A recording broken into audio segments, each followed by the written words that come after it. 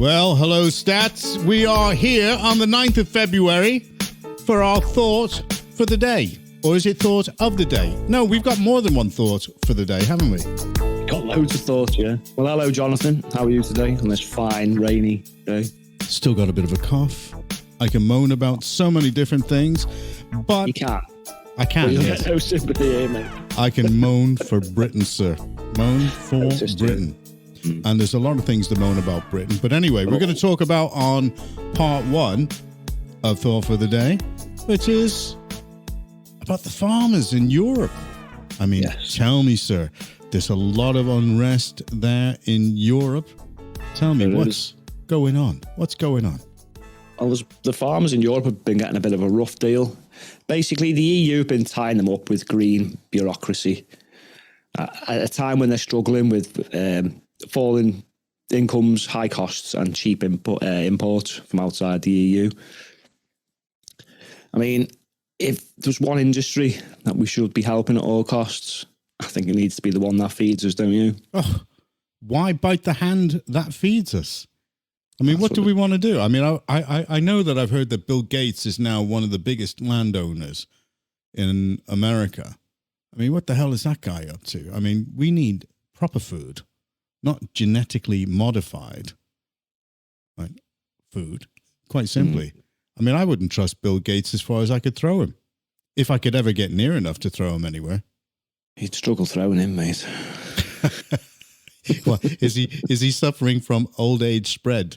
I mean, we were talking about that last night with a meeting with Steve. He said, middle age spread? He was talking about you. He said, middle age spread. And I said, yeah, you suffer from Cheshire Gorge or Cheddar Gorge spread. He said, you cheeky devil. But I wouldn't trust Bill Gates as far as I could throw him. So it's not just him, though, John. The governments around the world are now buying up farmland. Oh, really? Yeah. I mean, they're paying them off left, right and centre to move out. It's even happening over here. But this all began with the Dutch, who were at odds with their government over it was nitrogen emissions.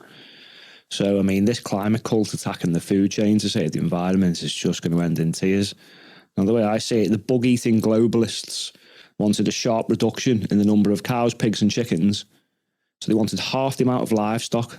So they've attacked the agricultural industry, which is not the smartest move, is it really? No. I mean, the EU approved a 1.5 billion scheme to buy out Dutch farmers and reduce nitrogen. So that's what we were just saying. But why do you want to buy out the farmers? Why do you want to control it? Because they're doing a good job. They're farming the land. It's been going on for hundreds of thousands of years. Good question. But why Holland? I think it was a test case. Now, if you look at Holland, they're ranked number 8 in the agriculture value added country ranking in Europe.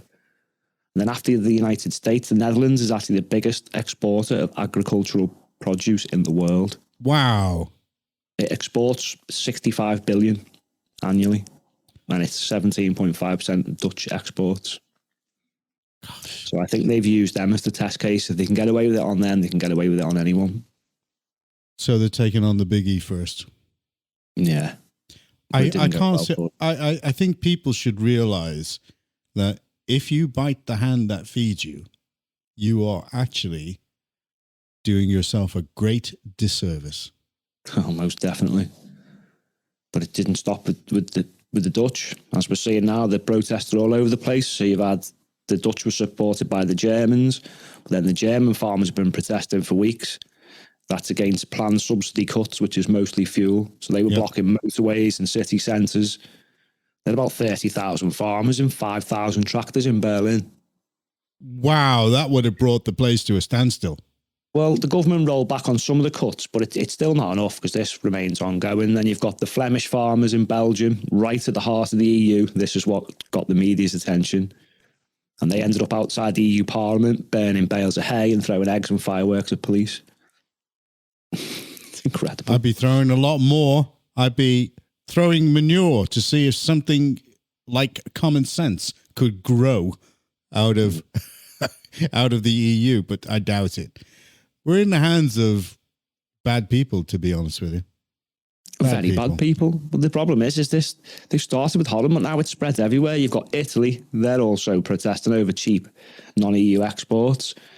You've got France recently as well. They're kicking off too. They love a good kick-off, don't they, France? Yes. They're kicking off over, again, rising costs, meeting these carbon cutting targets, fuel prices, inflation. A lot of it's to do with the Ukraine grain imports as well. The Greek are planning to do it as well. And then most recently, Spain. So what they're doing now is they're blocking the distribution of products from outside the EU. It'll probably increase the price of food for a little while, but I would actually say that that's a worthwhile increase. It is. I mean, one of the signs the Spanish farmers said just sums it up. It said, our end will mean your hunger. It's that simple, John. Yep. So the thought for the day is? Don't put ideology over feeding the world, to be honest, because it's going to end in tears. This whole climate thing is just... It's stupid, isn't it? Yeah. Out of control.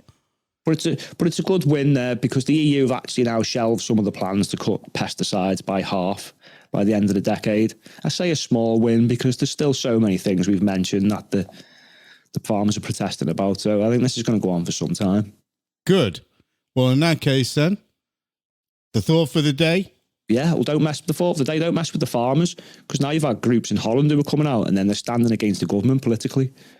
Well, that's quite well. So, and then you've got the backlash with Geert Wilders. So, yeah, and there's two thoughts there, and I think not to wish to trump you, sir, but I would say what I said at the beginning: do not bite the hand that feeds you. Correct. There we go. Well, that's great there. Thank you so much for that. And that's end of part one. Yeah, we'll come back to this and see how it unfolds. Indeed. Indeed. Well, let's bring that to a close there.